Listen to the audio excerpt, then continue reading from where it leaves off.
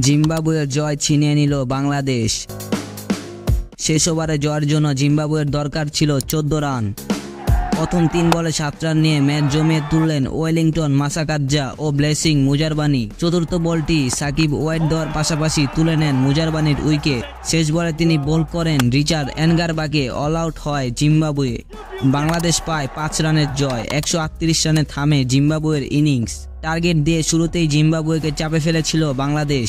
32 রানেই লাল সবুজের প্রতিনিধিরা তুলে নেন 3 উইকেট। ব্রায়ান বেনেট 0 রানে ফেরার পর সিকান্দার রাজা 10 বলে 17 রান করে আউট হন। মারুমানি 13 বলে 14 রান করে সাকিবের এলবিউর ফাঁদে পা দেন। ক্লাইভ মাদান্দে 12 রান করে রিশাদের হোসেনের শিকার পরিণত হন। তখন 4 উইকেটে জিম্বাবুয়ের রান 57। ক্যাম্বেল ও বাল মিলে দলের হাল ধরেন। দুজনে মিলে গড়েন 35 রানের জুটি।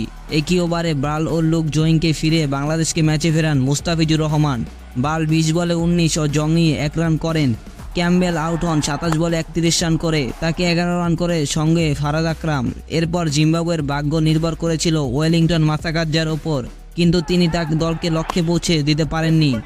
এর আগে সব উইকেট হারিয়ে 143 রান করে বাংলাদেশ। অথচ সৌম্য সরকারকে একপাশে রেখে বাংলাদেশকে দারুণ শুরু এনে দিয়েছিলেন তানজিদ হাসান তামিম।